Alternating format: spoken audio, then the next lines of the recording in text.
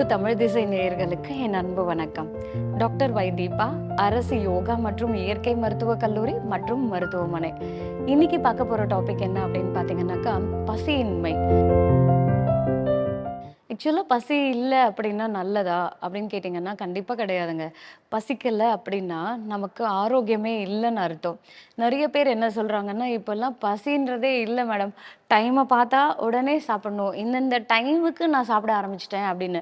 ஆனால் இன்னொரு சில விஷயம் என்னென்னா, நம்ம பாடி கிளாக் இருக்குல்ல, அது என்ன பண்ணோன்னா அந்த டைம் வரும்போது நமக்கு ஆட்டோமேட்டிக்காக இந்த நேரத்துக்கு இதெல்லாம் செய்யணும் அப்படின்னு சொல்லி நம்மளை ரெகுலேட் பண்ணிகிட்டே இருக்கோம். ஆனா பசிக்காமயே இருக்கு அப்படின்னா, 1 நாள் 2 நாள்னா பரவால்ல. இத கன்டினியூஸா இருந்துகிட்டே இருக்கு அப்படின்னா, நமக்கு தொந்தரவு இருக்குன்னு அர்த்தம். எக்ஸாம்பிள் சொல்லணும்னா, நமக்கு வந்து கிட்னில ப்ராப்ளம் இருக்குன்னு அர்த்தம். லிவர்ல பிரச்சனை இருக்குன்னு அர்த்தம். ஆங்ஸைட்டி டிஸார்டர்ன்னு சொல்லுவாங்க.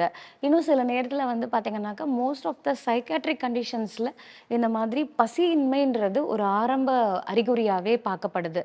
ஸோ, அப்ப அந்த மாதிரி பசிக்காம நம்ம சாப்பிடுறது நல்லதான்னு கேட்டீங்கன்னா, நம்ம பசித்த பின் புசி அப்படின்னு சொல்லுவாங்கல்ல, அதுதான் ஆரோக்கியம்.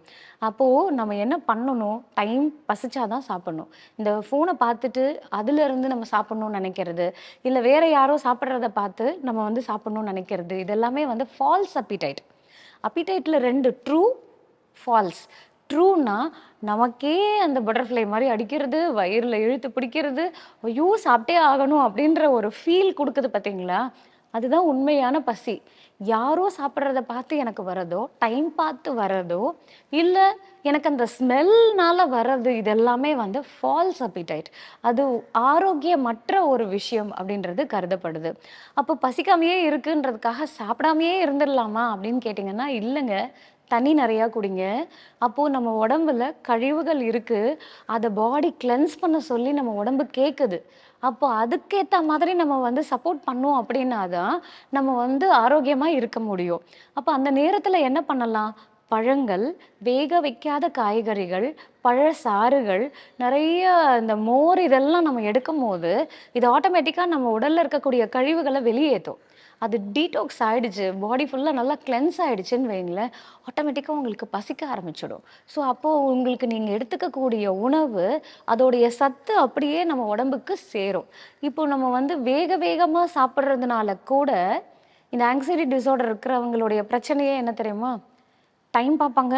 அதே நேரத்தில எப்பவுமே பதட்டமாவே இருப்பாங்க. சாப்பிடுற விதம் கூட பார்த்தீங்கன்னா, வேகமாவே சாப்பிடுவாங்க.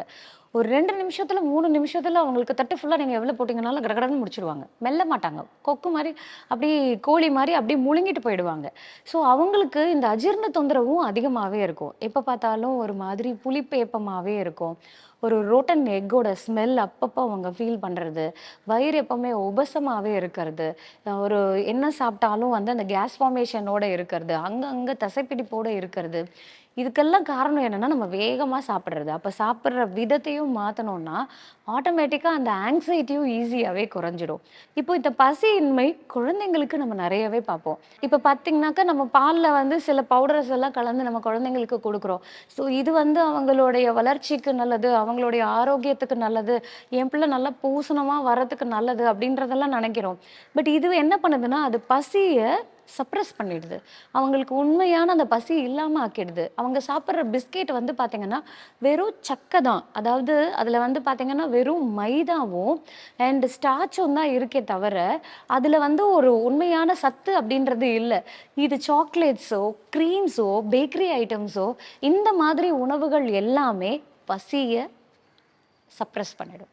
அப்போ அந்த மாதிரி பசி இல்லாம குழந்தைக்கு நம்ம ஃபீட் பண்ண, அது வயிறு உபசத்த காஸ் பண்ணி, குழந்தை வளர வளர சில பிரச்சனைகள ஃபேஸ் பண்ணிக்கிட்டே வரான். அதுல இப்போ நம்ம காமனா பார்க்கக்கூடிய ஒரு விஷயத்த சொல்றேன்.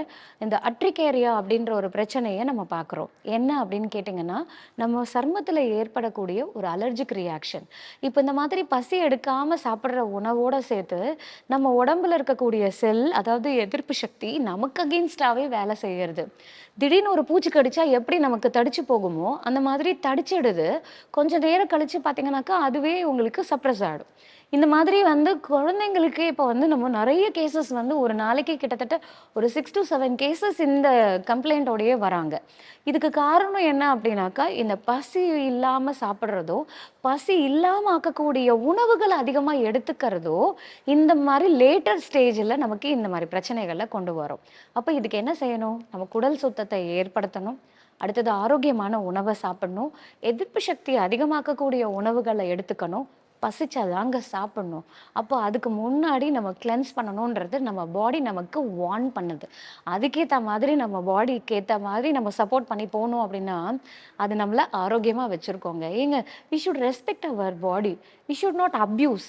ஏன்னா நெறைய பேர் என்ன பண்றோம் அப்படின்னாக்கா, என் உடம்பு தானே, எனக்கு தெரியாதா? நான் என்ன வேணாலும் சாப்பிடுவேன். நான் இத போட்டு நான் கிளென்ஸ் பண்ணிடுவேன்." அப்படின்னுட்டு நம்ம உடம்பையே நம்ம வந்து அப்யூஸ் பண்ணிட்டு இருக்கோம். ஆனா அதுக்கு எவ்ளோ ரெஸ்பெக்ட் குடுக்குறோம், அத எவ்ளோ ரெஸ்பான்சிபிளா நம்ம பார்த்துக்கிறோமோ, அந்த அளவுக்கு நம்ம வாழ்க்கையில ஆரோக்கியமாவும், சந்தோஷமாவும் இருக்கலாங்க. இன்னும் இந்த மாதிரி நெறைய ஹெல்த் இன்ஃபர்மேஷனோட உங்கள அடுத்த வீடியோல சந்திக்கிறேன். நன்றி, வணக்கம்.